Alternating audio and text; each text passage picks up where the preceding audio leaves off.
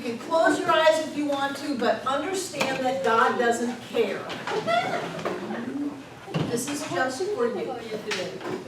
So if you close your eyes, you're just shutting out the outer influences and turning within. And if you take a deep breath, you're simply giving your body a little oxygen. And as you exhale, you can just let go of anything that you might have carried in. And simply be here now. And in this space, our work is to know. And what we know is that there's something, and it is one, and that the implications of that are huge. Since there is only this oneness, then everything is connected, everything is a part of the one, and the one is everything. Everyone is a spiritual being created out of God's stuff. Everyone has the support of the entire universe, of life itself, and love is the only reality. And since there is only one, then each one of us is made out of divine substance. We are made out of infinite love.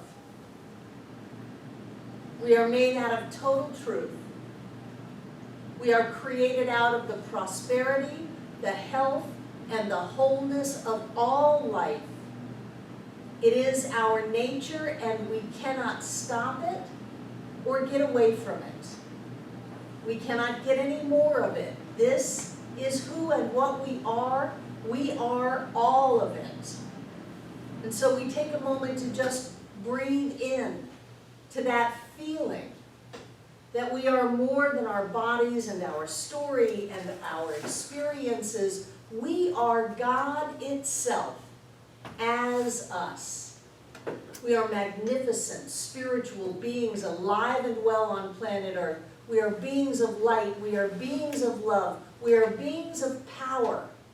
And we claim the creation of all that is. And since whatever God is, we are, because we are created out of God itself, we move to the third step, where we simply know our nature as God's nature and God's nature as ours. So since God is love, we know that we are love. Since God is prosperous and abundant and infinite, we know that we are prosperity and abundance in an infinite way. Since God is health and balance and wholeness, we know that each one of us is healthy and balanced and whole. And since whatever God does, God succeeds at it, we know that that success of all of creation is ours now. We are beings of joy. We are beings of peace. We are beings of incredible awareness. That is our nature. It is who we always have been. It is who we always will be. And so I know for each and every one of us that we get what is ours to get in this class. And we take it and we use it to create the most amazing lives that we can live. And so I move into the fourth step, which is gratitude. This is so great. I am so grateful for having the tools to create my life, for having the ability to create my life, for being a spiritual being, a God being, for being connected with all that is. I am so grateful. And then I let it go because I have done my spiritual work. I have known the truth. And truth known demonstrates instantly. So we let it go, we turn it over to mind, and together we say, and so it is. Isn't that great? Well, you just can't be trapped, you can't be miserable, you can't be stuck, you can't be helpless. Certainly things are not hopeless, things are fantastic. All because of this one idea that says there is only one. The implications go on and on and on. So we're going to do a little bit of review and check into where we are before we move into tonight's lesson. What do you think the implications of there's only one might be? No what? No duality. No duality, and what does that mean?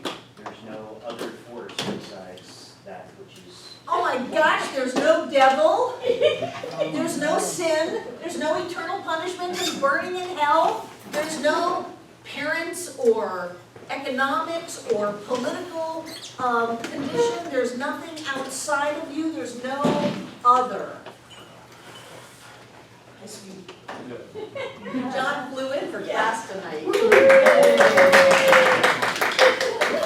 Charlie, I need this lesson as much as you. Are you on fire? There is no other, really flew in from San Francisco. So there can't be anything other than what? Love.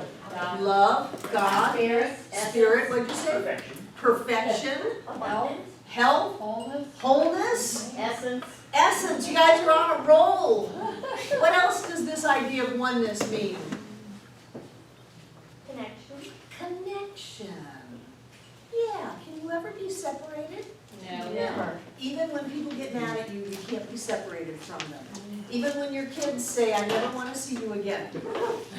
Too bad, there's only one and there's only love, you're always together. Acceptance. Acceptance, yeah. When Because, we know that everything is there and we are all connected and we are all one with everything that is, we accept that reality and we are able to live with it. right, so there is a sense of connectedness and love, compassion.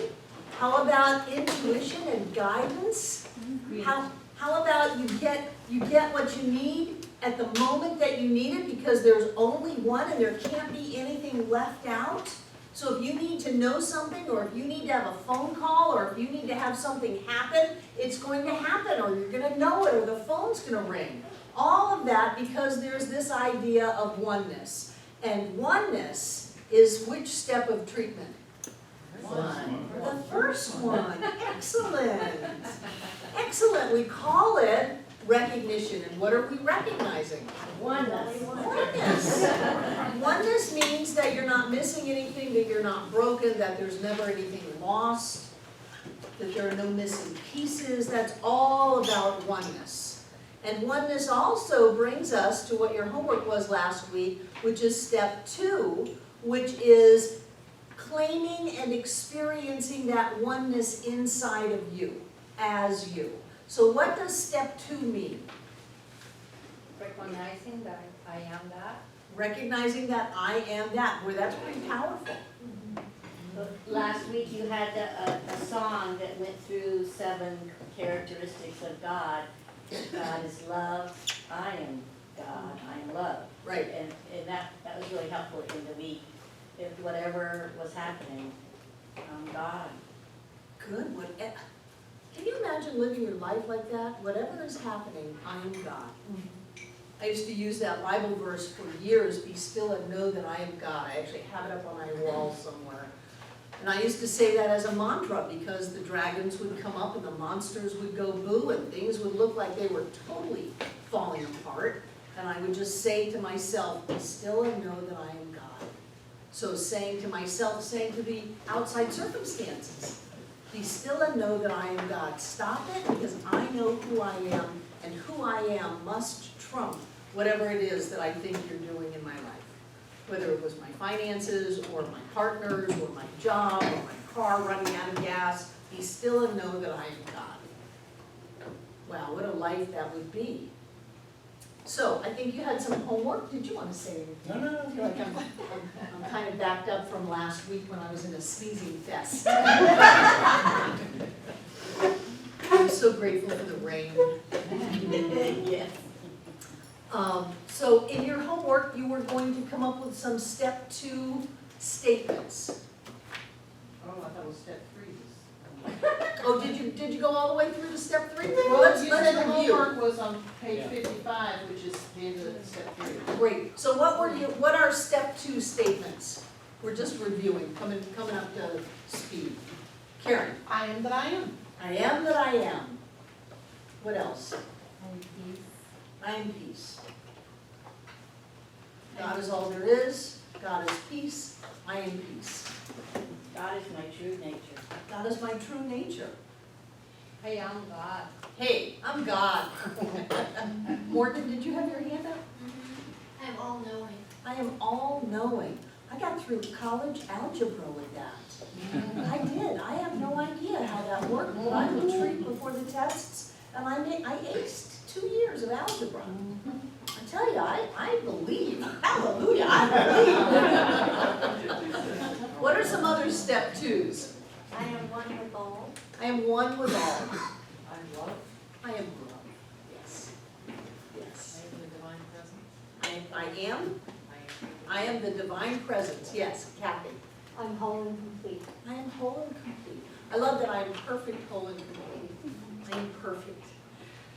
I am whole and complete. I don't have any missing parts. There's nothing wrong with me. There is no dark mark on my soul. Nothing needs to be filled or replaced or swapped out. I am perfect, whole, and complete, right here and right now. I have everything I need. I have everything I need. Always. Always. Great, great, great. So then you were moving into step 3. And what did you learn in your reading about step 3? There's one thing I didn't understand. I still don't understand the difference between truth and fact. Ooh, wonderful.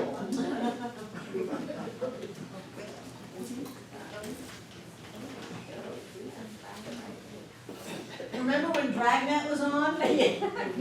Just the facts, ma'am, just the facts. You know that people can watch the same car accident and come up with completely opposite facts? It was a yellow Volkswagen, it was a brown Hummer. You know, they came from the right, they came from the left. This car hit this one, this car hit that one. Why is that? Different realities. Different realities, because facts are what are filtered through our perceptions. Did anybody have siblings? Does anyone's siblings, did they have a different childhood than you? I remember seeing Leo Biscaglia's brother interviewed going, I don't know what family he grew up in, with all the love and the food. And that was not my reality. So facts are through our perception. And can change and are impermanent. And can change. But a lot of the times in the English language, we think facts are not changeable. So a lot of people think facts are not changeable. It's A like lot of it's a people fact. believe that this plastic table is hard and fast. I don't believe that. I believe that this table, as crazy as it sounds, is alive. I was talking to the person at the shot clinic who was writing Bliss up, and all of a sudden we're talking about how machines can have souls. Because we have Science of Mind. That's my address. 1 Science of Mind Way. This is 2 Science of Mind Way. I live over there, so my address is 1 Science of Mind Way, and it often brings up a conversation. And so all of a sudden she's saying, well, do you believe dogs have souls? No. She said, I believe dogs have souls. I said, of course dogs have souls. If God is all there is, everything has souls. She says, I think machines have souls. I said, I bet they do. Can we move on? Gary? So I would like to address that statement about facts changing. I think it here. Yeah. Someone has cancer, that's fact. Someone has a healing, Yes. that's fact. Someone doesn't have cancer anymore, that's fact. Which one's true? They're not. It's not about truth. It's a fact, because facts are based in time and space, and they're static. You say that's the fact that happened at that moment in time and space. Truth has nothing to do with time and space. So that's what it means that they change from one fact to another fact. Well, truth does have something to do with time and space. I think truth transcends. It does, but it includes time and space. Doesn't it? When the fact says you have cancer, and then you move into a state of transcendence, of knowing truth, which is wholeness, then that, But wholeness is not built on time and space. right, but then it moves into time and space and demonstrates in a factual way. But that goes back to fact. Right. Right. So to me, truth is constant and it is is not contingent upon time and It's space. not contingent upon time and space. It's like, it's like this would be truth, and then you'd have some fact in it. But the truth also can change. Sure. Based on perspective. Give me an example No, of no, no, truth no. changing. Facts change. Well, the truth is, years ago, we thought the world was flat. That's a fact. Well, That's a fact. but that was a believed truth. Yeah, but It may beliefs have- are not true. Yeah. But beliefs are not truth. Beliefs are based in facts. No, that's not true either. That's not true either because if you believe, here's truth. God is all there is. Yeah. That's truth. Never changes. But that's your It's truth. true, but No, it's not my truth. It is truth For everyone. for everything. Okay, Now, I'm perceiving it and I give it words, yeah, but it's not mine. okay. I can't own that. But no, we had that conversation last week, so what I liked what you had said, John, is you said, because truth brings up stuff for other people, like, Yeah. this is my truth, that's your truth. Yeah. So what you Exactly. did I don't is- use those words. I know, so And I, what you- and I can't relate to that. What you said was then, think of truth as the absolute, and Yeah. that made more sense. Well, and that's what I'm saying. Truth exists in the absolute. It is not contingent upon time or space or any facts. Truth is truth is truth. And I hear it, I hear it spoken. I hear people tell me about a principle of truth that comes from a different origination, a different teaching, a different culture, a different theology, whatever you want to say. If it's true, it's true. It doesn't matter where it was articulated. And in fact, what Rockenberg would say is that for something to be an absolute truth, everyone would go, well, yeah. So I Because guess it's- what I wanna say is absolute truth is one thing, and truth in a human nature is another thing, because that truth in a human nature Yeah. changes depending on the perspective. And to work that out in me, I stopped using the word truth with a little t. Those are facts. Right. Those are all facts. Human And I- nature, truth is a fact. Okay. Yeah, So that's what I'm little trying to t say. truth Okay. is about facts and belief systems and all those things. But to me, the absoluteness of truth transcends all of that. So you'll never hear me say, well, that's my truth. No, I don't do that. Because I want big T truth in my life, and that's what I rely on. There's not much to say about it. There's not much language in this side of it. It's pretty clear, it's God is all there is. There's nothing else that really needs to be on that side for me. That means that any situation I'm looking at, God's in the midst of that. John, it's your job to see it. If you can't see it, then that's your problem. But God's there because God is always present. The presence of the divine is absolute. So I got nowhere else to go with it. That's what works for me. So could you say that truth is a universal law? Universal law is in truth. Yeah. It's an aspect of it, Yeah. in that it doesn't change. It's unchanging. Doesn't matter who uses it. It always does the same thing. You could say that that the universal truth that we are aware of, however we would articulate it, is unchanging, is absolute. So it dwells in truth. Yes. But most people have no idea what you're talking about. We'll talk about that in a little while. So back to facts and truth. Facts are our perception or our belief or the way we interpret events. They change all the time and they are impermanent. Truth is absolute, never changes, and is permanent in that it's the same forever. So what kinds of words would we use for fact? Apparent. Apparent. What else? What kinds of things are facts in your life?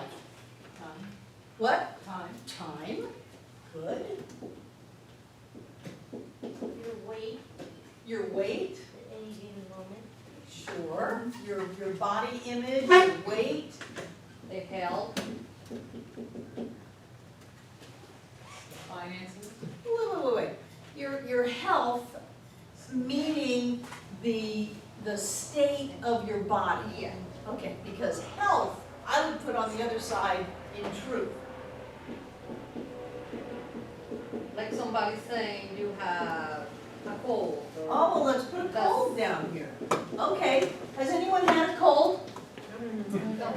Do you still have the cold? No. The same cold that you had when you were 2? No, it changes, it's not permanent. It's comes and goes. But when you said health, there is a sense of universal health and wholeness that never changes and never goes away, no matter what the state of our body is. So I would put health over here. How about your money? Does that change? One day you've got a lot, one day you've got more, one day you've got max. You know, and it just keeps going from there. So your money changes. Job. You get some, you let it go. What doesn't change? Abundance. Abundance and prosperity.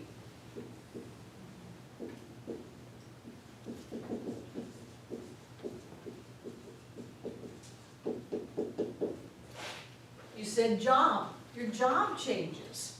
What doesn't change, Robin? Work. Creativity. Your ability to make abundance, your Self-expression. Which would be what? Your ability to make abundance is what? Wisdom, knowledge. Now let him say it. ability to create, to manifest, to So creative, create it, your ability to create. create. So there is a universal, absolute creative process that is going on all the time, that never stops. So what word would you call that? It goes back to abundance, doesn't it? No, we're talking about job. Jobs come and go, but the creative essence, your creative nature, never changes. Troward calls it the creative process. But you're looking confused. No, I'm not quite sure what the word you're looking for. Well, I'm looking for what is the absolute truth, whereas job is a passing fact. Jobs come and go. You know, you don't have a job when you're a baby, you don't have a job at other points in your life, but there is always what? To me, it's just abundance. To me, there's always No, the it's abundance. always- So you equated job with money. Yeah. Okay. Why else would it be true? You're gonna wanna look at that, Robin. Why else would you have a job if not for money? Well. Anybody else? Look at him, looking for support from the room. Why are you looking at me like I'm Okay, a Martian? I mean, two- work to make money, right? No, no, why would someone work if it wasn't to make money? Fulfilling. For fulfillment, Darcy? It's a creative attribute. It's something that you came into your body To be with. creative, Creative expression. Stephanie, for your passion, Lynn. Be of service. To be of service, there's all kinds of reasons to do stuff that might have money showing up, but that's not your motivation to do it. And there are lots of people who do that, and honestly, from my heart to yours, you might want to look at that. Because if you're looking to get money, and you think that you've got to have a job or work to get it, and that's the only reason you would have that job or work, then you're gonna shut down your flow. Then I'm really not believing if that's where I am then, right? You're not Sure. really trusting in Join the process. human race, yes. Otherwise, you'd be levitating, and gold would be falling from you. I'm gonna be riding motorcycles all day. And yeah, and getting a lot of money in your life, whether it came from riding motorcycles or from other ways. She's going, see, Robin? But when we have a limiting belief that says we have to do something that we don't want to do to get what we want to have, then we have set ourselves up to have a limiting flow. And it's an important belief system to look at because everything comes through our perception, and we will filter the events of life to fit into that belief. And the end result is that we're always doing something we don't want to do and we don't understand where our joy is. Darcy, and then we're gonna move I on. was just gonna say, part of the thing that I really like about my job is the ability to put into action the truths that I'm learning here with my customers. It's a demonstration of the truth in my dealings with people. Right, right, good. So, What is in the this word fact, that you wanna say about job? The What? truth, the word that you were trying to get Robin to find. Create.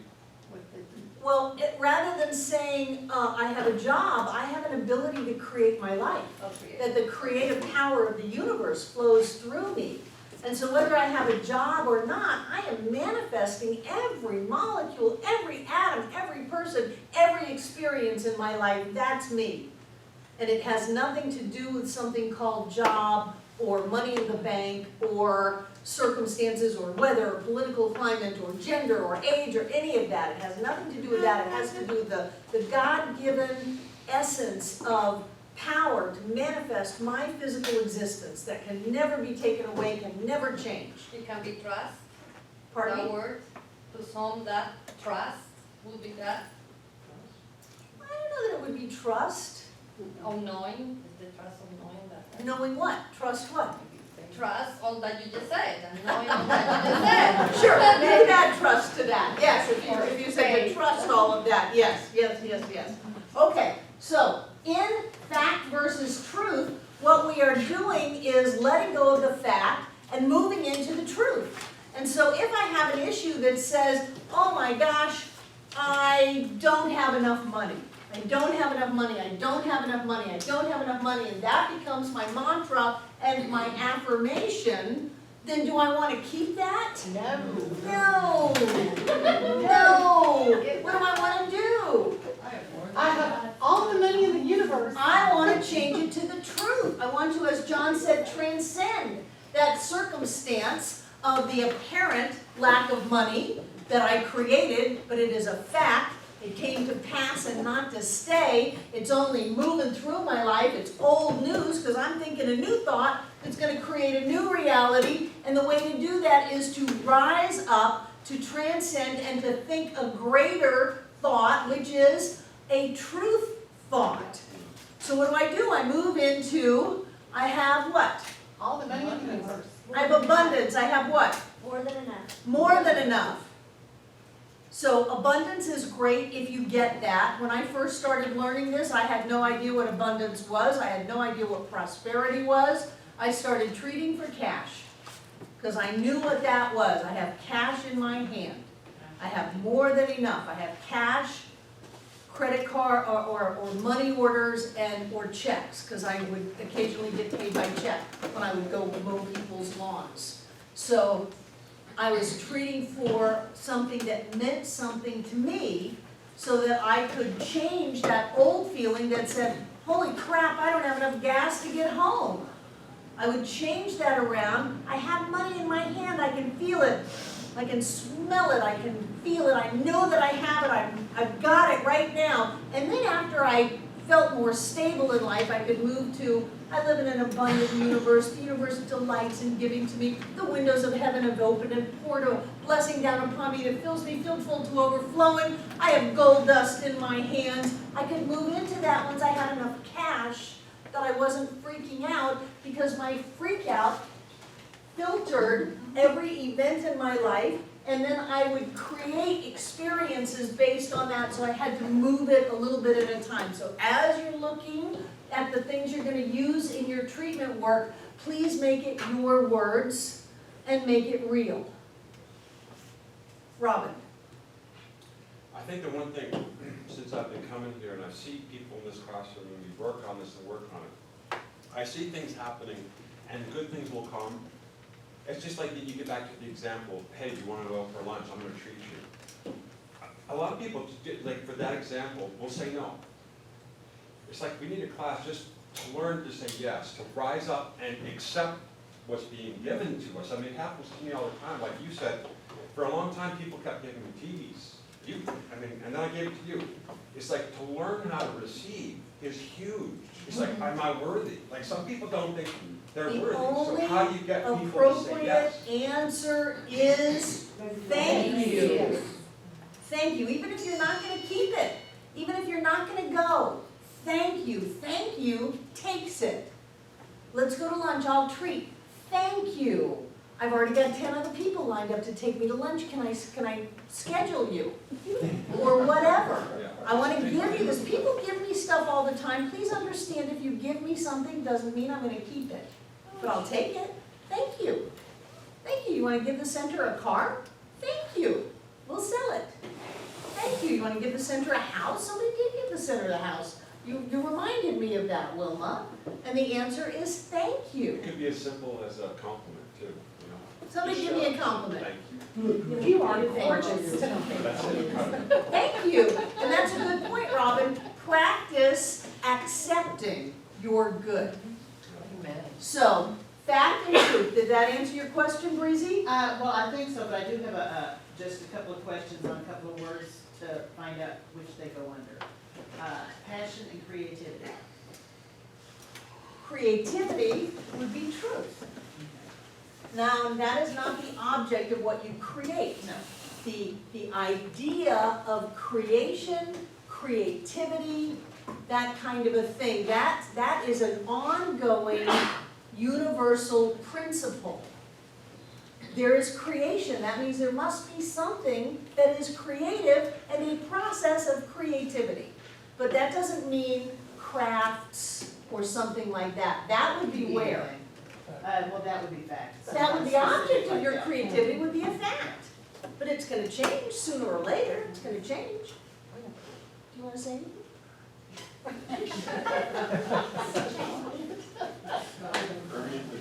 And what about passion? Oh, my guess is God's got a lot of passion. I think God's rocking out on the sunrise every day and the full moon and all of that, so that feeling, the essence of it, I think would be truth, but your experience and your expression of it would be more of a fact. Because some days you have passion and some days you don't. If it changes, it is not an eternal truth. Life, even though your body dies, life didn't stop. Your life didn't stop. You were never born and cannot die. Life is an eternal truth. Now, my physical body state is a fact. And because it's a fact, it can change. So even if someone may be experiencing illness or experiencing feeling like they're aging or something like that, that can change. People have been on their quote-unquote deathbeds, and all of a sudden they're fine. That's because life is eternal, and the physical state of your body is a fact and can change. The trick is that when you move into that state of truth, when you move into that principle of life, you're hooked into something way more powerful than the fact. Prosperity always trumps poverty. Health always trumps illness. Light always trumps darkness. Love always trumps hate. Why is that? Powerful. It's not only more powerful, it is the only real one of the two. Yeah. It's a truth. Yes, it's a divine attribute, it's the only real thing. So if you have love and hate, hate doesn't really exist. Love is the only reality. Love is all that there is. And if you can move into a sense of love, then hate just dissipates into the nothingness from whence it came. Hi, sweetie.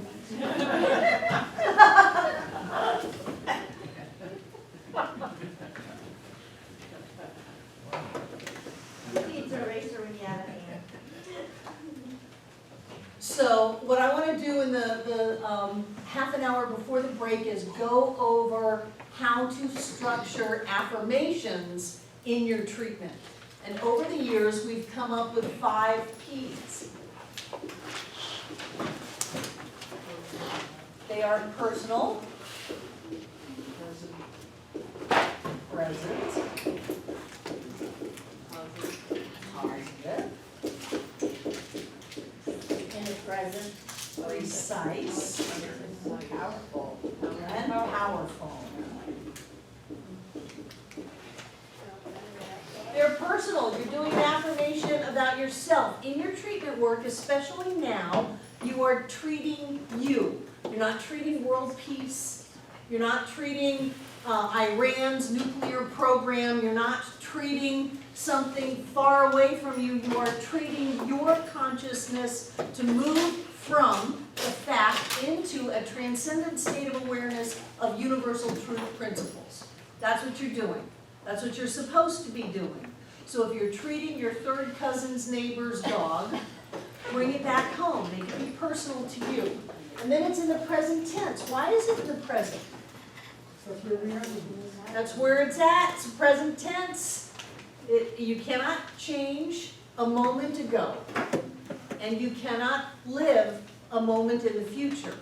The only place that you can do anything is now. So when I was learning this stuff 36 years ago, they taught things like, my good is coming to me, my ship is coming in. And the problem with that is what? It's coming. It's coming and coming and coming and coming and coming. I want it to get here. So the only way that it can be here is when? Now. So I now have, Clella Ann, one of our practitioners, used to stand up on stage and go, right here, right now. Because that's all that there is. So it's going to be in the now, which means personal is going to be I, and present means that it's going to be now. What about positive? No no's. Affirming. Which, you know, any of you who were in the Annie Ritz Malitz class, you know that this is not what we talked about then. But in this instance, there are no no's. Because the universe does not hear a not. I'm not in pain. Oh, my foot doesn't hurt. Oh, I know my foot doesn't hurt. Which one am I hobbling on? This one. It doesn't hurt. And what the universe is getting is hurt, hurt, hurt, hurt, hurt. So when we study denials, we finished them off with very powerful affirmations. We're not doing that in this class. We're just going to the affirmation. So if it has a doesn't, can't, won't, shouldn't, all of those have a no in them, and we're not going to use them. We're going to flip them around. What would happen if I said my foot doesn't hurt? That would be the fact, because it hasn't hurt forever. It's not going to hurt forever. What would be the truth of that? My foot feels wonderful. My foot feels wonderful. My foot is perfect. My foot is strong. I move forward in my life with ease and grace, totally supported by all of the universe. I feel wonderful. Those are all affirmative statements. Instead of what I don't want, I'm affirming what I do want, even if I have ice packs on my foot. I'm still affirming that because I'm going to transcend the fact, move into truth, and watch time and space reflect that to me. So no no's. Precise means short. You don't want an essay here. Yes, Ted? Going back to positive no-nos, wouldn't it be also a bit dicey to say something like, my foot is pain-free? That would be very dicey because you're going to make the pain out. Yeah. Yes.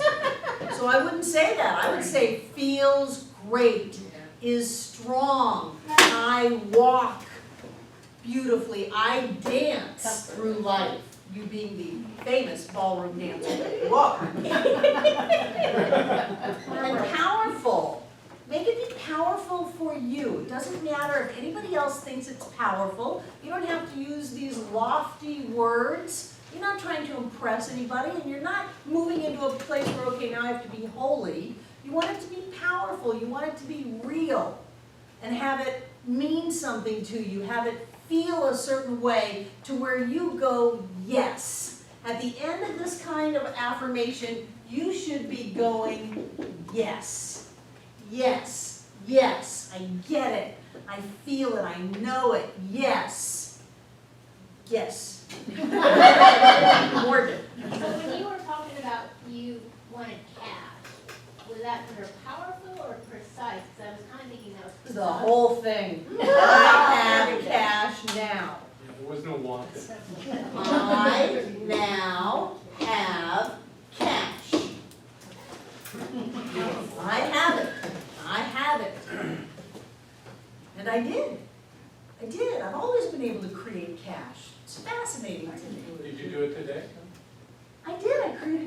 $100 bills just because I was Wow. feeling like I was just lacking some, and I like to keep them piled around.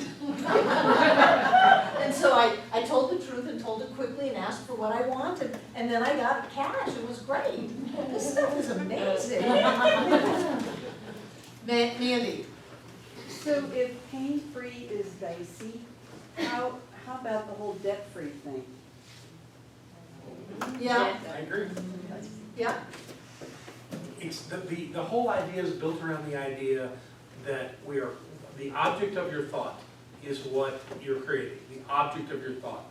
Denying it has limited value. That's, what was it, that Rockinger taught me? He said, denying something is like going and tying a rope around a tree and pulling it as hard as you can and screaming at the tree to let go. No. So is that what we're doing with all the debt-free affirmations? Well, it's a treatment for freedom. The top of it says treatment for freedom. And part of it does have a little bit of a denial in it. It says all debts are paid and cleared. All mortgages are paid. We are free. There's a thing in neuro-linguistic programming about people's natural sense to move toward what they want or away from what they don't want. People in pain are trying to get away from the pain. That's all they can think about. And if you ask a person that's in pain, what do they want? They want to be pain-free. They want to get away from the pain. But that's the hard way. Can it be done? Of course, but it takes all kinds of effort and energy to get away from something you don't want because it's the object of your thought. Yeah. So if you turn that around and focus on moving easily, being able to freely express whatever words you want to use that take you into an image that has no pain in it, then that's the focus, and that's the object, and that's where you get to go. Yes, Karen? As y'all know, I had a lot of problems with my knee. And I finally got to the point to where Barbara said something one night, and she mentioned it a minute ago. What can you see in your mind that would make this thing come to your life? And like it says, precise and powerful. I finally thought, what animal do I see in my mind that moves the fastest and the easiest than anybody I can think of? And to me, a gazelle came to my mind. So now I say, I move with the ease of a gazelle in all my joints, and that's all I say. And it really, you can picture that. You can see that animal moving. Very nice. So you transcended your perception of life, and your knee came along for the ride. That's it. Robin? I listened to a lot of Abraham, and they basically said that the now in your reality, or what we call fact now, is basically your thoughts, words, and actions up until this point. Mm-hmm. Okay, so if you think about that, and where you've been using your words for years, and then here you are, and then we say, let's put this stuff in action. Well, okay, you have to, it's like a siphoning gas out of a can. It shouldn't, like I know you're looking at me, no, it happens now, but if you do that, you change your words, your thoughts, and your actions, it will happen. It's like you're talking about being debt-free, but should I say it's going to take time, or you don't like that? It's now. I don't care if it takes time. My awareness is that it's done now. If I open up my eyes and I don't see it, I don't give up on it and go, oh, all is lost, there's not a Corvette in my living room. I still know that I've got that. And so that, for me, that's very comforting. It's very peaceful, it's very secure, it's very uplifting. I can live in different realities. In one reality, I know beyond a shadow of a doubt that the mortgages on this building are paid in full. In another one, I write out checks to Wells Fargo when the bills come in, and I don't have a problem with that. I'm not going to say I'm not going to put gas in my tank because I know that I am always supported by the universe, but putting gas in my tank or seeing my needle go down to empty doesn't change my knowing that I always have more than enough. So if it takes time, who cares? In your consciousness, you're already there. And once you're there, time and space will catch up. Yeah. So don't beat yourself up because it hasn't happened just when you open up your eyes, but don't give your power away to what you see, because like Abraham says, what you're looking at right now is old news. Yes. That's a thought that you thought either a second ago, a year ago, or a lifetime ago. and you're thinking a new thought. This whole philosophy is called new thought, because you're supposed to think it. A new thought, not the old thought, a new thought. And when you do that, things change, and people look at you and go, wow, that was pretty miraculous. That was amazing, because I moved there in consciousness. Then my life had to come and meet me. This is an interesting dance that we do with facts and truth. Our treatment work, our knowingness, has to be in the presence of that we are claiming into our lives. But we're not going to go around and say to people that we have money in the bank that's not there.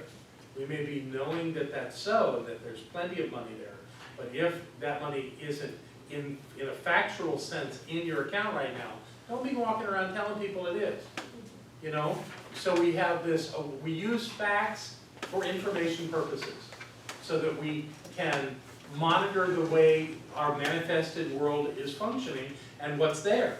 But we know the great truth, that we are the presence of the divine, and that we do create our reality, and this is what we create now, and we create something bigger than that, better than that, fuller and richer than that. But we have to have kind of a foot in both worlds, so that we don't become someone who is living in something less than a reality, but we are not led or guided or influenced by those facts. We simply know that they are the facts that we're dealing with in our lives, but we know also that we are creating our experience, and that's where we do our work from, our working consciousness. So, thank you.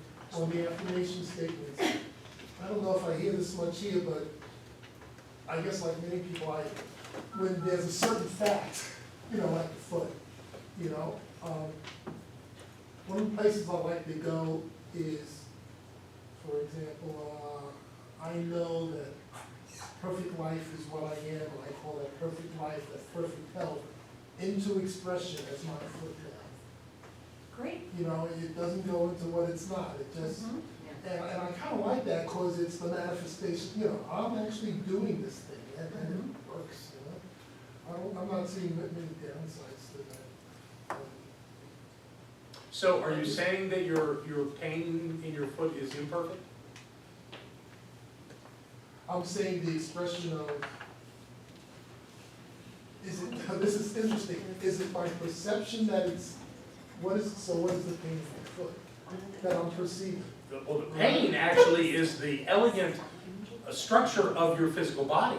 That the pain is telling you something is out of alignment so your work is to know that your body is functioning exactly as it was designed. It's perfect when it's in pain, because it's telling you, stop walking on me. Yes. You know, that's perfect. But I don't particularly want that particular experience. Right, so you claim into your life the absolute health that is the innate state of your body. Right.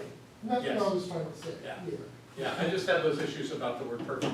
And I love the word perfect, but I don't seek to achieve perfection. I'm already there. Right. So I have to I see why you're see, because life is perfect right now, with all of the things we don't like about it. So if we're seeking perfection, we're already there. The work is to focus on creating it the way we want it. We already created it the way it is now. Right. And if your foot is trying to tell you something, then it would be a good idea to listen. If you're demonstrating poverty because you're not being true to yourself, then looking at that and listening to that might be a good idea, instead of just manifesting more money and continuing to not be true to yourself. So there's the dance of the process and the absolute, and it's all interwoven, and different people have different processes, but there is a transcendent truth that is present right here and right now that never changes. How we get there is our individual journey. And whether someone takes a pill, or goes to an acupuncturist, or uses diet, or does whatever it is that they need to do, that's all their path. And it's important for me not to say, boy, you really should have just treated that away. Maybe they shouldn't have treated that away. Maybe they needed that experience in life, and so that's something that you need to ask yourself. And what it's done for me is it lets me stop beating myself up for every little journey that I go off on, like last week, standing in the corner sneezing and not quite being able to get a hold of my physical state. Okay, such is life. I moved through that and now I'm going forward. So whatever it is, whether it's money, whether it's health, whether it's a divorce or a relationship or being fired or quitting a job or whatever, those parts of the journey are our process, but the truth never changes. And I believe that at any given moment, we can rise up into that and claim every lesson, every experience, every process that we needed to go through just like that and move into a whole different level of living. So however you want to do it is really okay. And I want everybody to hear that. This is not about, here's a metaphysical box you need to fit in, because you don't. You're perfect, no matter what's happening. So when my foot hurts because I keep stubbing my toe on the corner of the door, maybe what I'm telling myself is that I need to pay attention to my surroundings. I need to be present. And that's, rather than trying to treat for the pain in my foot to go away. Frame any condition with the idea that you're being called to pay attention, to know the truth, then you will find it quickly. And that condition, which is based in fact, will go away. It just does, because you got the lesson. You understood what the outcome is there. So that's. So rather than treating the pain away in my foot, I need to treat. Some people call treating to get something just to go away as spiritual malpractice. Yeah. Because why is it there? You created it. What did you create it to get? And if you just say, oh, take it away, make it go away, oh, I don't want this. What are you doing? It was created. What was the purpose of creating it? What is it? What is it that's needed to be known in this moment about my life that I would create this scenario? I take 100% responsibility for what's going on. I know they're over there doing that. I know these are the circumstances. But I stepped into this. This is my creation. That's ownership, and that's powerful. So now I know that I did this. What's that about? What do I want to get out of this? And as soon as you get that, the circumstance changes. It just goes away. But it many times goes away. Sometimes it morphs into something else. That has something else for you to look at. Whatever it's supposed to be. Yes, Gloria Maria. To me, one of the things I have been kind of looking into is I have felt the sense of oneness, the connection, and feeling the godness of me and being God. What I'm now trying to figure out is like, if I am limitless, okay, I chose a body, I chose to be in this 3D dimension, and I chose to experience whatever the experience is. So why complain about it? Yeah, but I feel like I want to expand and not feel the body. It's like Ram Dass calling it all grist for the mill. It's just more grist for the mill for our process. And when we turn against ourselves and go into, now we're metaphysicians and we should be doing it differently, then we're going to fight the whole process of growth. The thing is to move up into a greater sense of awareness. Someone hurt you, quote unquote. Nobody can hurt you. Love is all that there is. And people say, well, Barbara, is it not okay to feel my feelings? Feel your feelings. Grieve, cry, and then move on, because love is all that there is. If you're holding on to this 20 years later, I would say that there's all kinds of other stuff going on, but I'm not saying that you've got to look a certain way. Some people say, well, you can't come here unless you got a brand new car. Of course you can. That's just absurd. You're God in form. You're perfect. Perfect, perfect, perfect. There's nothing wrong. There's nothing missing. You're magnificent beings of light and love on your path. That's great. And whatever's going on, if you take it and you rise up a little bit, even if it's that you just got a raise, got an inheritance, had an instantaneous healing, whatever, you're rising up a little bit, then the form of your life rises to a higher level, and there is always available to you this idea of truth, spiritual truth. Absolute, unchanging truth. And what is truth that never changes? Love. Love. Main part of that treatment. Love is all there is. I am created out of love. Love is what I am. I am free. I am free. Viktor Frankl was in a concentration camp and he was still free. Nothing can take those things away from you. Nothing can take your love away. Nothing can take your freedom away. Nothing can take your joy and happiness away. Nothing can take your prosperity away. Nothing can take your health away. Nothing can take your ability to manifest your life away. That is yours. And how we show up in time and space is simply old news. Our job is to rise up and to take it to a higher level. And you know, we say, well, this is truth. This is, who knows what other levels there are after this. We get out of time and space and we go, wow, we thought that was where it was at. We didn't even know. So who knows where we're going to end up, but take it to a higher level. And spiritual mind treatment is the way that you can do that. Spirit is all that there is. There's one infinite, absolute, loving presence of light and magnificent power. It is joyous. It is everywhere, everything. It is time and space and then way beyond time and space, and that is what I am. I was created out of the infinite light and love and life of spirit. I was made out of it as the essence of me. That is who I am. And of course my life manifests what I need with abundant prosperity and a healthy, beautiful body and fantastic relationships of love and joy and opportunity and freedom and travel and happiness and all of this great stuff. Of course, that is mine now because I am God in form. That's where spiritual mind treatment will take you, and then all of the molecules in your world go, whoa! And really, that's how it works. And then things show up and you go, a week ago I would never dreamed that this was possible, but from this point, it was the only thing that could have happened. I just didn't know it yet.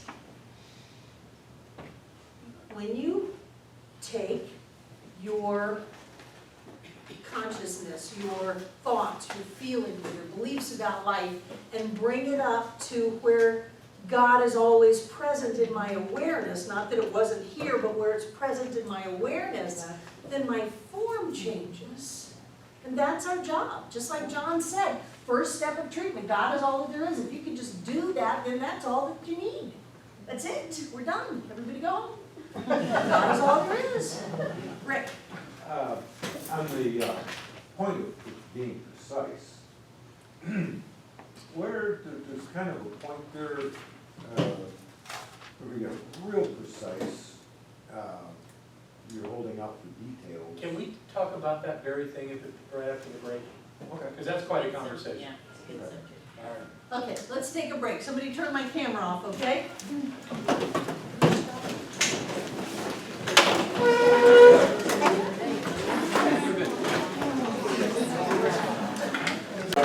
Ready?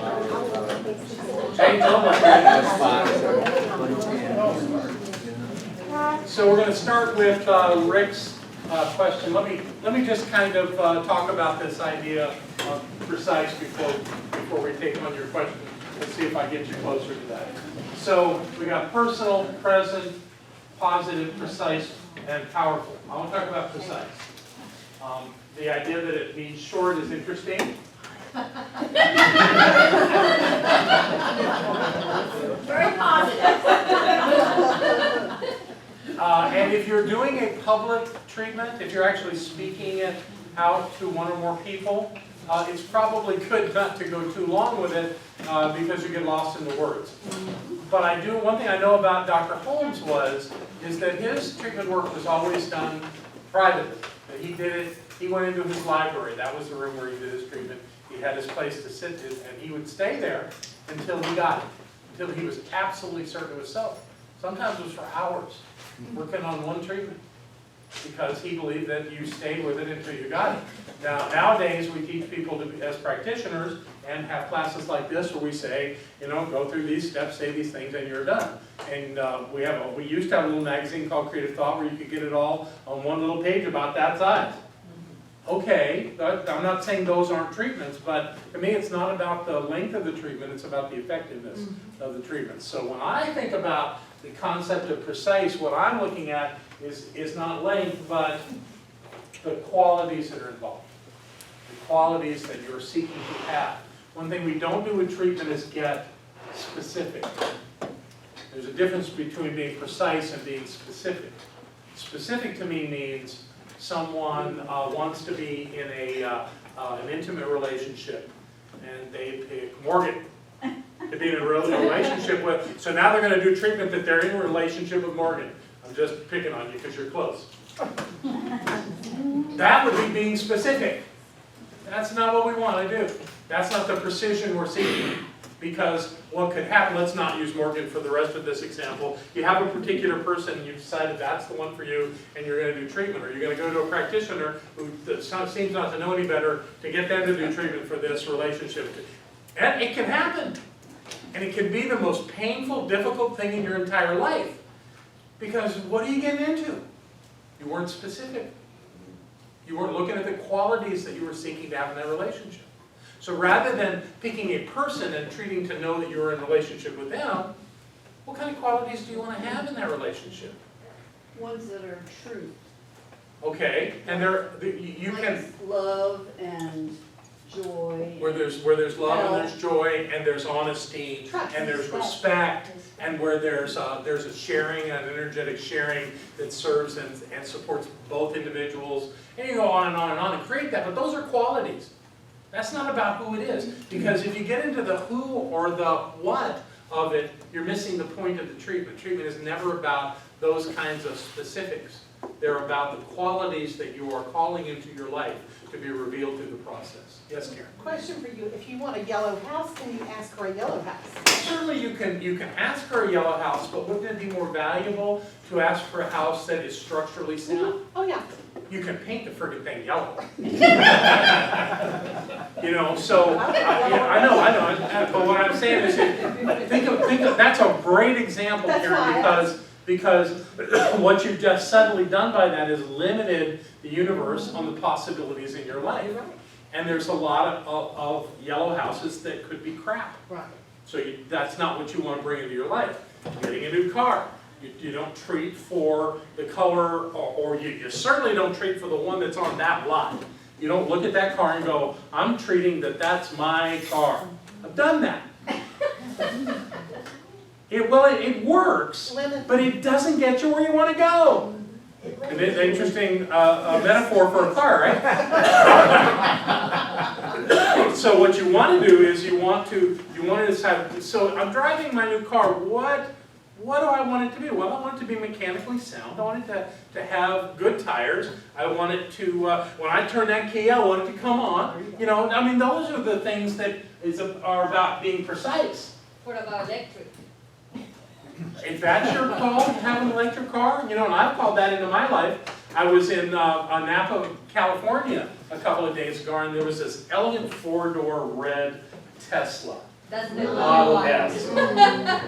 Yeah. And after I stopped drooling over it, I went into the party and I looked at everyone and I said, there were about 25 people there, and I said, whose Tesla Model S is that? Anybody? Nobody raised their hand, and they all looked concerned. You know, why do you look concerned? Well, why do you want to know if it's ours? I said, I want to ride. It wasn't from anybody from the party. It was just parked out there. But, you know, you want to call that into your life, that's great. And So what if are the I want qualities Tesla, that you would want I- in your would I life to say have Tesla? that? What's that? If I want the electric car that is a Tesla, would I call for a Tesla car? Sure, but don't limit it to that specific thing, because that ties into a lot of other parts of your life. So I think that's where we get confused about this work, is that we're creating our life. You know, creating a car, creating a house, even creating a relationship are just portions of our life. And you can focus on one of those. You know, I often teach the 4 pillars of life: health, wealth, relationships, and self-expression. And that those 4 things are best done in balance with one another. That if you focus all your energy on one of those, that you'll end up out of balance, and then you'll have challenges in another area. So the idea is to do the whole thing. So to me, the way to use treatment most effectively is to balance my life, to make sure that all aspects of my life are in congruence and working in concert with one another. So if I start treating every day to have a Tesla, that might work out, that might be a lovely thing, but how does the money come to me to do that? I know a lot of people that treat for specific amounts of money, and what happens sometimes is they get it through insurance companies after they've had to suffer great pain and anguish from an event. Is that okay with you? Maybe for some people it's okay to get, I want $100,000. Okay, so I'm in this awful experience, whatever it is, malpractice of a doctor, or a car accident, or whatever it is, and I go through all this pain and suffering to get, but I get a check for $100,000. Is that right? No, that's out of balance.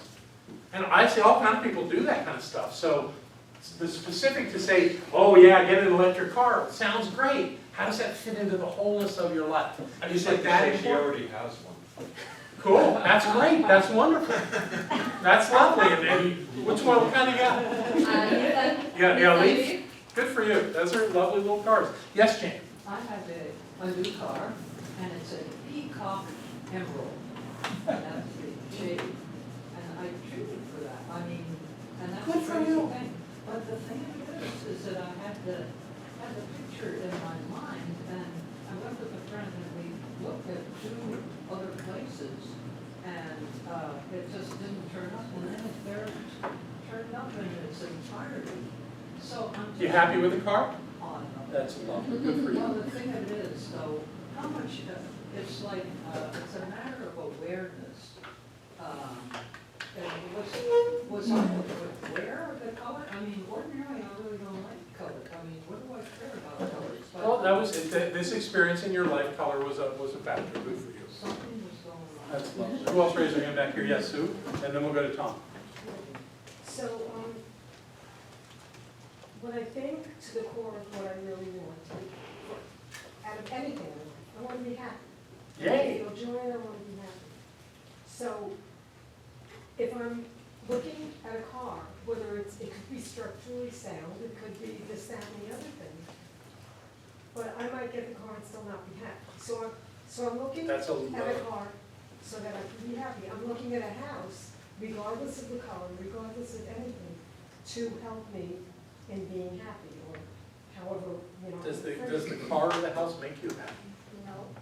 Well, if I only ask for a house, I may get the house through the law and working with the process, but I may still not be happy. So, I want the but house. the house, but I want I'm to be wondering, happy, so basically. but that's your bottom line, Yeah. is you require in your life happiness, no matter what. Yeah. Hey, So so, why even, you know, so you have that distinction in your life, that your focus is about being happy. That you demand that you call that forth, no matter what, I'm happy in my life. Joyous every day, best day ever, happy day, all of that, and that really works for you. Then at that moment, does it really matter where you live or what you drive? No, not if you're happy. Good for you.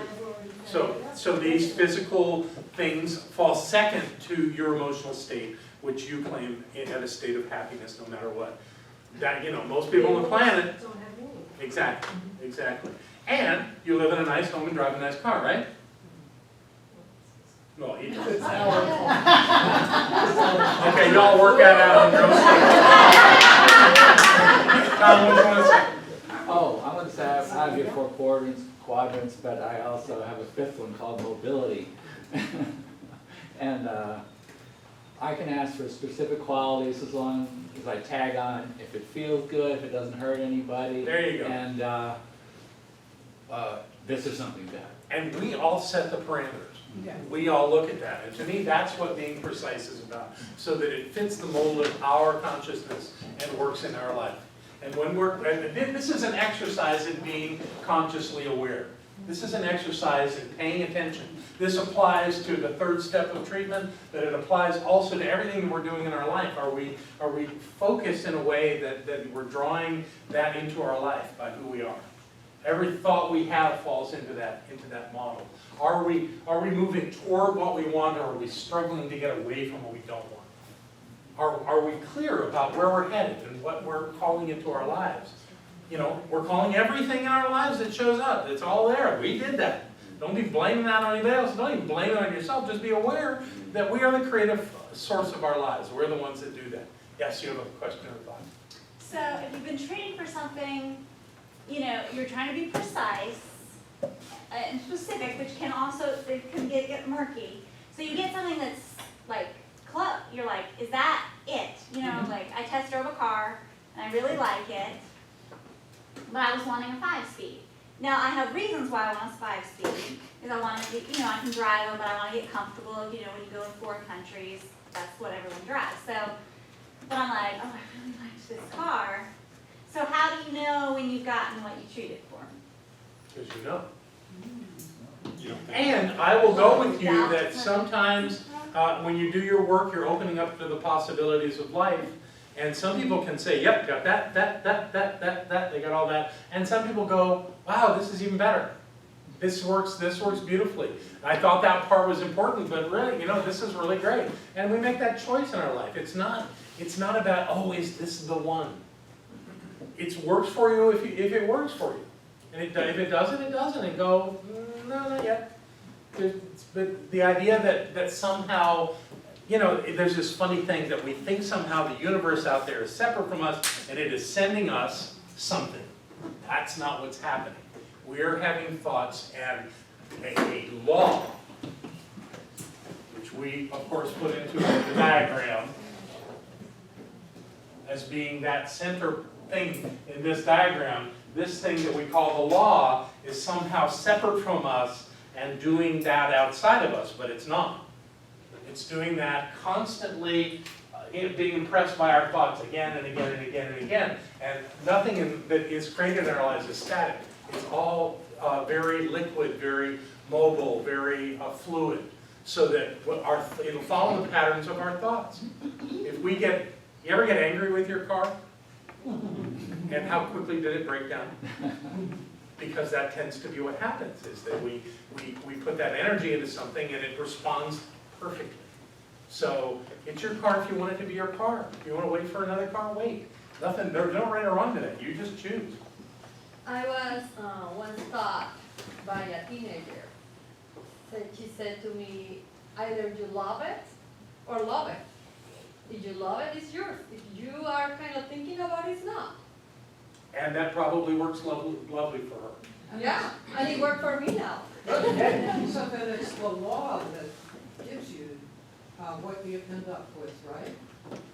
It's you and your thought that does that. The law doesn't have a choice. It can only reflect back to you who you are. You know, I love that line, you don't get what you want. You don't even get what you need. You get who you are. Yeah, that's cool. Here's new words for this.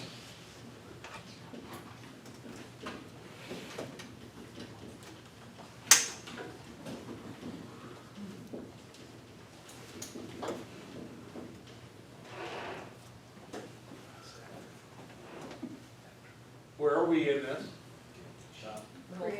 No, we are here. We are here.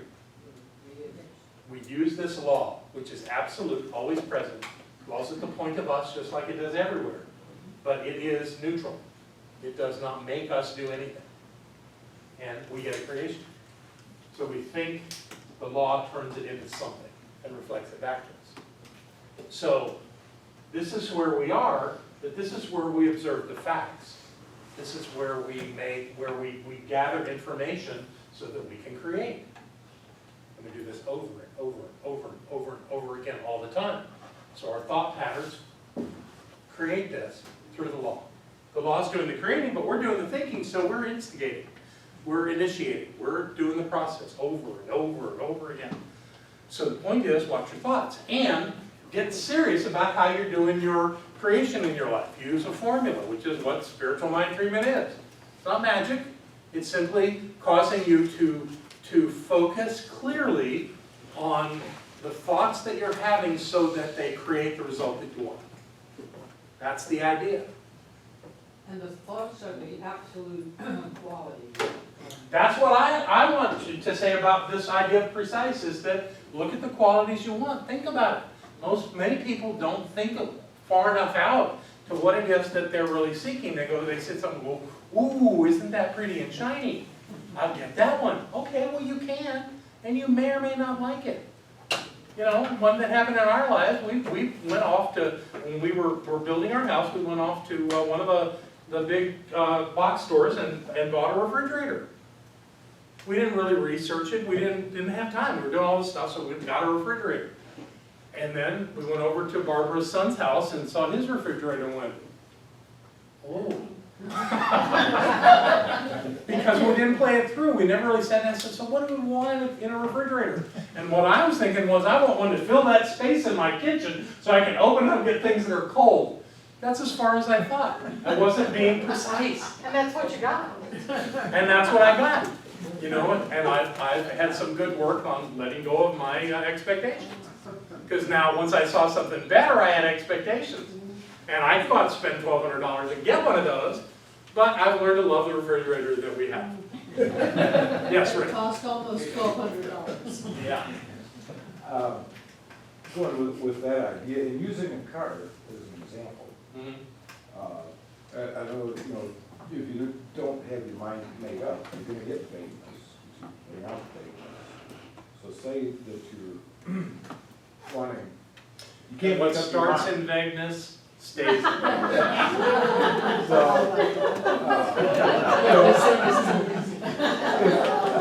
If you're thinking, you know, if I'm thinking, so, well, this kind of car would be nice because of da-da-da-da-da. This kind of car would be good because of da-da-da-da-da. You know, is it a good way to go by just affirming the right and perfect vehicle for all my situations, circumstances is here now. How's that work in a restaurant? This is a nice restaurant. I know that you'll bring me something lovely to eat. Okay, well, if you get specific, you know, you say, well, I want a white Pathfinder that's two-door, four-wheel drive, you know. It is that color really that important to you? Is it? No, Yeah, you know, so that you know, for some people, color is it. That, you know, the right color is everything. But for other people, you know, just focus on the things that really are important to you. And you know, you can make the list long, but maybe that's where precise, you know, should really go to the top of the list. What's the most important things? You know, what can you just really, what are you really just claiming into your life? And be specific about those qualities. But don't be specific about the individual thing. You'll find the right thing will show up, and you can't possibly know how it's going to show up. You don't know where it is. One of my favorite car stories was about a man who comes here to the center, and he had gone through some financial problems, but he needed a car, and he didn't have real credit at the time. But there was this guy in town that had the car that he really liked, and was willing to, you know, let him make some payments on it. So he came to me and he said, "Treat for me to get that car." And I said, "No, I won't do it. But I really want that car." I said, "Well, that's fine.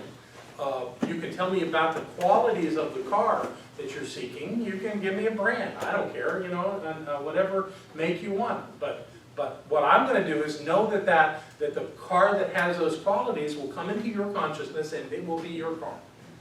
Okay. So he didn't get the car from the guy. And I treated for him.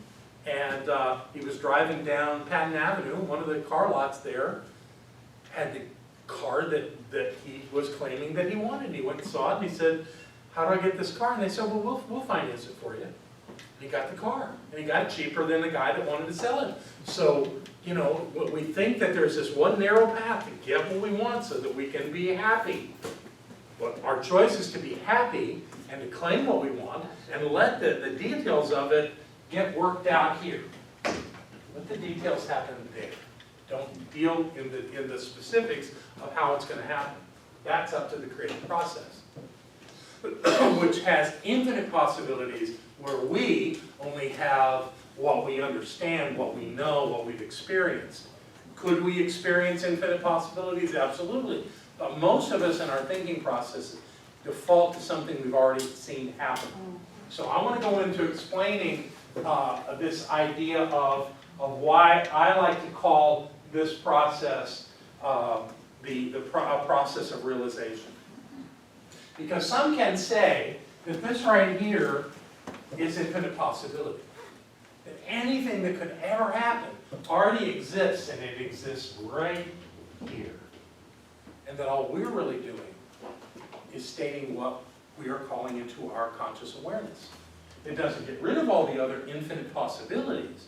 It just reveals in our awareness that which we are calling forth in our lives. If you all saw the What the Bleep movie, there's that scene where all the balls are bouncing. And what that's supposed to stand for is all the possibilities of what could happen at that moment. But then you focus on one of the balls bouncing, and that becomes the reality you experience. And that works in everything that we do. So that our job is not to create it, even though it says creator. What it really is saying here is initiator, initiating the creative process into form. So it's not that it's on, the onus is on us to create it out of what we know. That's not true at all. It's simply for us to initiate the thought that brings forth the outcome that we are claiming that we want. That's our work. So I love the work. I mean, affirmation is great. And I don't believe this applies to affirmation. I think this applies to the third step of treatment. You can call it affirmation. And affirmation is a great word. It means to make firm, to turn into form. And that's really does speak to the process. Holmes also called it declaration, to declare it. And that's a high energy word, great. But it also has some level of, I'm doing this. And then Holmes talks about how you're not doing it. That the creative process, the law, is doing it. But the law won't move until you give it something to work on, something to create. But it will. Let me finish my thought, okay? So affirmation, it's actually, and I have inside information that that our education committee is working on honing down the specific spiritual principles that we are building our movement on. And one of them is affirmation. I think that's great. However, there's this other word that Holmes used that really resonates with me, and it's realization. Because if you go back to that picture of all the bouncing balls, all the infinite possibility, if that's always there, all you have to do is realize what you're claiming into your life. And if you think about the word realize, I realized that was happening. It wasn't like you did anything, you just focused your attention on something. It was already there. It was always there. You just didn't see it because it wasn't important to you or for whatever reason, but then suddenly you realize that's what was happening, or that's what was there. And then suddenly it takes form in your life and you know it's there. So I like the word realization because it's effortless. You don't have to do anything to realize except focus your attention and say, oh, I just realized this. So naming that third step for me, realization, is so powerful because it's so effortless. It's using this whole idea of a process. It's not forcing anything or making anything happen. It's simply saying, that's so. And we end our treatments with the words, and so it is. That's to me a realization statement that it's so. And when you say it's so, you give power to that. You draw the attention to that, and that's what seems to, out of nothingness, show up. When we do our summer work, when we do our work on prosperity in the summer here, that always seems to be what happens, is that people start focusing on what could come into their lives. They start opening up to the possibilities, and then they come in with these amazing stories about money just showing up out of nowhere, falling out of the sky, somebody gave me a house, all these amazing stories. Why do they happen in the summer? Could it be that we're actually just focusing our energy at that time, expecting something to happen, and then pop, there it is? But if it's the truth, if it's how life works, it's happening all the time without exception. What are you thinking? What are you doing to instigate that process, to initiate that process? What are your thoughts? That's what I want. Okay, well then let's let you speak, because that's important, Laura. Yeah, I just feel like one thing is create the statement, do the treatment, and then let it be, but acting otherwise in the lab or whatever we are, like, either we created an act, be in it, and honor it, because if we don't act, eat it, how it is gonna be created? Well, if you say in your treatment, yes, and then you walk around saying no all the time, Exactly. what's your treatment? It's You know, gone. your treatment is what your last thought was. So what was your last thought on the topic? That's your treatment. You know, it doesn't matter what you did in a spiritual mind treatment with 5 steps if you turn around and believe something else. So this is a constant. This is something that you embrace and embody as your And way of live being. with it, Yeah, and honor and walk yeah, the talk. absolutely. Jane? Yeah, therefore can you use an emotion like happiness as part of your? We're going to talk about happiness and using emotion in the 4th step. Not that the whole thing isn't engaged in emotion, but to me, the real place where that happens is in the 4th step, and that's next week. So we'll have that conversation, a wonderful conversation about that next week, Ted. So did you say the creative process is knowingness? You initiate the creative process as a knowingness. What you focus Yeah, and it's really just about what you're focused on. on. Exactly. That really is what it comes down to. And it seems almost unnatural to be creative in that process because we have so much reality to fall back on. There's so many facts about the way it's always been. That's just the easy path. Just stay with what you've seen happen, because that's real. But it's not. It's just a very narrow, limited way of seeing life. This process opens you up to greater possibility so that that infinite possibility that exists already can take a different form. But we don't. We as creators, and Holmes says this, we create the same thing over and over and over and over again. It's just easy. What's the difference then between knowingness and realization? Well, I would say that realizing is a knowingness. It's just not an effortful knowingness. It's not like you have some onus on you to be the creator of it. You know, and it's not, this is interesting. We had this conversation on the education committee today. The whole idea that this thing that we call law, that's the actual, we settled on that. We actually voted on that today. We took the word mind out, we took the word soul out. It's law. Yay! So, I did that. All right. Thank you. I knew you would do that. I did. Again, 30 years of calling it law and filtered out to where now people think it's their idea. So spirit, law, body are the terms that we're using in the threefold creative process of life. That's what we are officially going to be using. And this law, it's funny because we have all these names for laws. In fact, that's still in there, and it will be gone soon because it says spiritual laws. And people have written books about spiritual laws and named all these spiritual laws. It's all the same thing.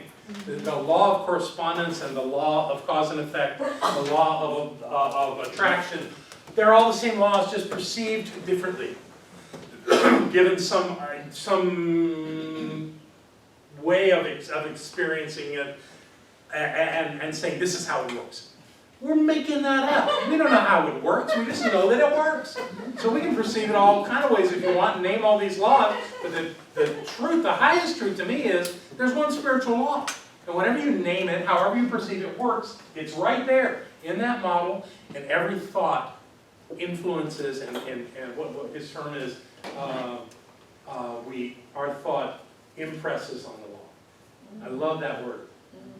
It's an impress. So that your thought, the law takes it, whether you know there's a law or not, whether you know that there's a God or not. It doesn't matter what you think. If you have a thought, it is impressing upon the law of spirit, and it will manifest in your life. If you continue that thought and hold that thought and are certain about that thought, then you will create that outcome. You had a question or something, Liz? Yes, timing. On little things, I can do it right away, but on the larger stuff, sometimes it happens in a few days or a week, or sometimes it never gets around to it. And I get like all souped up and I do the little one and does it right away, so theoretically, just the size of something shouldn't make a difference in it. So, You're speaking from this perspective, where time and space are. okay. And you're thinking somehow that this is what's in charge. It's not. This is what's in charge, you. So you have a belief that this is in charge on that matter. That if it's a little thing, I can get it right away, but if it's a big thing, I have to wait. Now, there's nothing wrong with waiting. In fact, patience is a virtue. But if you have that thought, that if you think something's big, then what you're saying, I can't have it right away. Because I have seen big things happen right away. I've done treatment for somebody and had them leave and call me back an hour later and say, this amazing thing that changes my life forever just happened. You know, so don't get caught up in the idea that it can't, because your words just now are a belief that it can't. So what does that mean? And where you're doing that is here. Out of what you have observed here. So you're letting this be in charge, and you're creating it again, and again, and again. And that's the way the rest of your life will go if you hold on to that belief. And that's a perfect use of the law. It's an absolute use of the law. Whatever we believe is so. If you believe you can, then you can. If you believe you can't, you're right there too. Whatever you believe. Bob. Can the creator part, the spirit part of that, can that even be a declaration? Where you say something, the next house I have is going to be big enough that we'll never outgrow it. You know, I've had that happen to me, and it did happen, but I didn't realize it until, you know, years later. Thoughts are things, and you're describing a thought. And you have this idea, you know what gets me, when I know somebody, what gets me and tells me somebody's going to have whatever they're claiming into their life, whether it's a declaration or an affirmation or just a statement, is if they go, that's so, no matter what. Oh, no matter what? No matter? No matter what else happens? That's so in your life? Okay, you get it then. Yeah, and I had no idea, but it did. That's absolutely. Who was the guy that got in trouble with the sweat lodge? James Arthur. James Arthur Ray. Brilliant guy. Got into something that didn't work for him, but when he told me that on his vision board that he had a picture of a house, and that once he was in a house that he had bought for his family and pulled out his vision board and looked at it, he said, oh my God, that's a picture from a magazine of this house. That was John Asserat. Oh, it wasn't that? Okay, I got confused, all these people in the secret. But that idea that he had claimed that on a vision board and bought the friggin' house that was in the magazine. Same house! Same exact. Same exact, not a duplicate, that house! And didn't know it, didn't consciously know it until he had bought it, you know? So where's the limitation here? All possibilities. The thing is that it's our job to get out of the way. Yes, Becca. Just to give a good example, a few years ago, Sandy and I had some dealings with a lawyer. It was very emotional. We left being told it could take up to 72 hours for it to be resolved. We drove up to a stoplight. One of our practitioners was waiting to cross the street. We asked her to know with us, and she did a treatment right there at the stoplight. And the next stoplight, we got a call from the lawyer's office to come back. It was resolved. It can be that simple. Most of the time we just get in our way by thinking it can't happen. By putting limitations on how life works, and this law will take your limitations and make them so in your life. And we are all experts at creating limitations. Karen? As some of you guys know, I'm a minister and I work with a lot of people, and that's where most people get stuck, is because they think that's all they can ever be. Oh, right. Where right. they are. And they're right. And that's exactly what right, because they have impressed that upon the law, Right, and the law absolutely. will reflect back to It them will that they definitely can't have give you what anything you more want. than that. If you And want they to will be tell poor, if you you don't want to have a job, you'll not have it. all day long, they will tell you, I see it, it's the way it is, it's the way it's always been. Don't tell me different, I'm an expert. We are experts on our limitations. Yes, we are. You know, we're experts on our problems. That's We needed to get, would serve us best is to be experts on the possibilities of our lives and to live in that. That's where things can happen. So one more piece of this, way to look at this, is the seed, soil, plant metaphor for this. Meaning that the inception is the seed, the initial idea of what something what could be. The soil is where that seed is planted, and that it grows into a plant. So think about having a seed in your hand. The seed has this amazing potential to not only create a plant, but to create an unlimited number of other seeds. Unlimited because if it is planted and it produces, then all the seeds from that have that potential. And if they are planted, all of them have the potential, and it is infinite. The possibilities there are infinite, right? So you imagine that this law is a soil that is well churned and it's been tilled and it's just this wonderful medium for you to grow in. So you take your seed and you throw it down on the ground. How many of you know in a natural state where the land is soft and all ready to receive that seed? Think about what grows if you just leave the land to itself. Things grow in it. Weeds. Weeds grow in it. Weeds, no matter, doesn't matter how hard the land is. Doesn't matter if it's asphalt. Go out and look in that parking lot. Every place there's a little crack. Plants come up, right? Those weeds, to me, are symbols of the limitations in our life. They're going to show up because we have those thoughts, and they're going to show up in the cracks. However, if we prepare the soil, not that we're changing this law, but we're seeing it, and we're supporting that idea of what we want to get, because we've got the idea, but how do we put it into the ground? Well, we prepare the ground. We add amendments. And what does that look like? That's living a full life, being happy. I'm going to only talk. Okay? That's the idea that we are creating an environment where something can grow. So many of us think, oh, I'm miserable. You know, I want a loving relationship because I'm miserable. How's a loving relationship going to show up if we're in a world that's miserable? You know, this is about tending to our life and creating an environment where that can show up. And that's completely up to us. It gets back to what you said, you get who you are. You get who you are, and you are whole. You are holistic.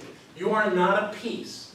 So, and I'm not saying that I have not seen someone in a difficult situation plant a seed and have it grow. I have seen that. And it does happen. But it's sure going to happen a lot easier and a lot richer and a lot fuller and actually a lot bigger if we'll actually take the time to prepare our lives to receive this thing. If we'll have certainty about the outcome that we seek. The stories I hear about someone preparing that space in their living room where the grand piano is going to sit. You know, putting the doily out and the candlestick and just loving that space and then getting the call that an aunt wants you to come get her grand piano because she can't play it anymore. You know, that's a true story. How does that work? Well, it's because you did the prep work. And any good gardener tells you how to do the prep work. Prepare the soil. Have your amendments. Know what you're growing. Know what you're growing. But also do the work to create the environment for it to show up in a way that is fulfilling at every level. You know, we go, oh, this isn't how I envisioned it. Well, that's because your focus was only on the seed and not on the soil. Focus on the soil. Look at your life. Look at your life. What do you want to bring into it? How can you prepare that life? You know, I tell people that want me to treat for a relationship is, okay, how are you at being in a relationship? You know, what do you bring into this relationship? You want to tell me about all you want somebody else to bring into your life, what are you going to bring? Oh.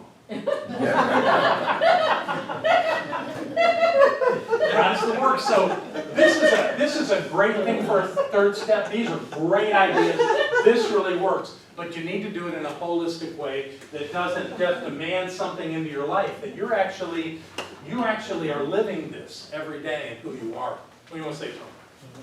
In the vein of however you think it is going to be and set it up, that's the way it's going to be, you could also say, well, let my seed be like the grass seed. And it'll grow wherever the heck it wants to be. You're playing in the metaphor, that's fine. Yeah. That's wonderful. What I want you to do is live holistically. I want you to create an environment where the things that you desire come in easily. One great way to be to live with abundance in your life is to be generous. When we're generous, that comes very naturally. The generosity of our lives is not necessarily part of our treatment, it's part of our nature. So when we do our work from a way of being fully present and fully engaged in life, we'll get the outcome that we see. One of the things I want to tell you before I turn this back over to Barbara very quickly is that Holmes taught 3 steps. He taught that we recognize the presence of the divine, that we identify ourselves as that presence, and that we realize the truth of our lives from that statement of authority, from that awareness of who we are. And that if we've done that, we've done our work. It was one of his students that actually brought the last 2 steps that we teach, which are all wonderful and important, but those 3 steps will get you going. So your homework for this week is to write a 3-step treatment. To write a 3-step treatment and to bring it into class. All righty then. Good work tonight. Are the baskets here? Oh, then I'm turning it back over to Barbara. Are we also reading the next chapter? Yeah, go ahead and read all about Thanksgiving and release. Thanksgiving and release? Yeah, do them both. Oh. Yeah, I know, it's like there's 6 or 7 pages.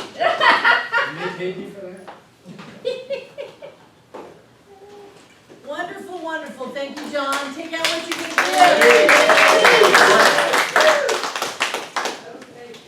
Hold it in your hand.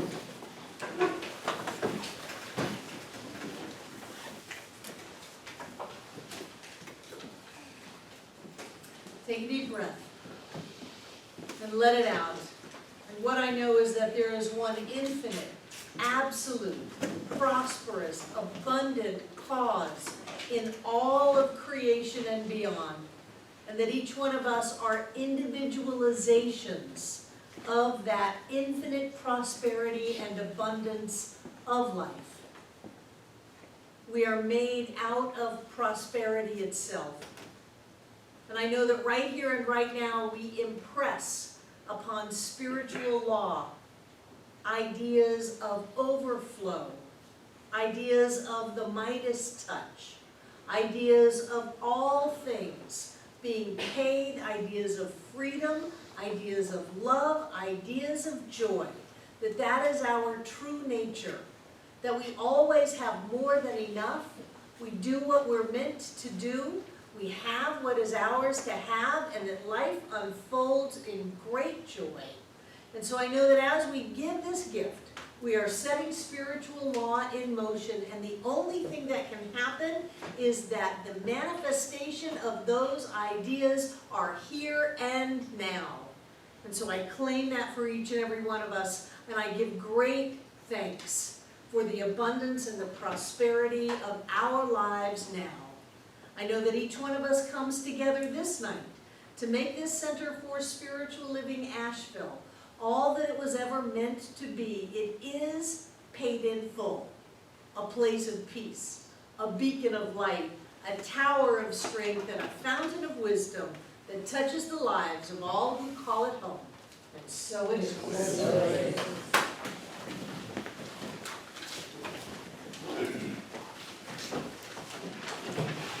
Breathe it in, there's gold dust in this air. There is money flying around. There is opportunity flying around. There are ideas and paths and doors that are opening up for us. And so we open up and we take that which is ours and we live it and we allow our lives to shift into greater levels of joy and happiness and prosperity and abundance, health and wholeness of all kinds. I absolutely know that we are blessed. I know that the entire universe comes together so that that blessing occurs right here and right now. And I know that everything in these baskets is blessed,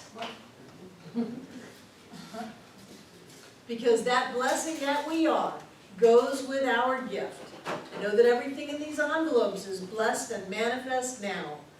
I know that that energy touches each and every one of us. It blesses us and reminds us who we are.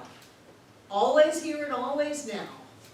And so it is. I love you guys. Have a wonderful, wonderful week. Yeah,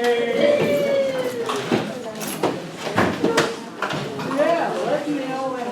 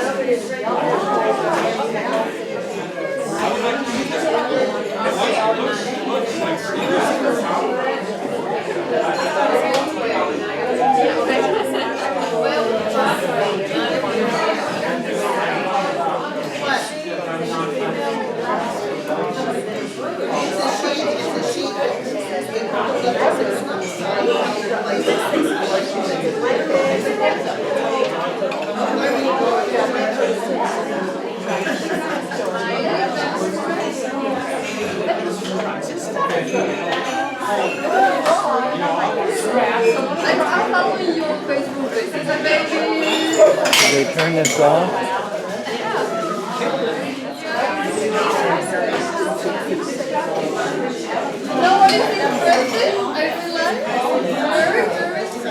Did anybody turn this off?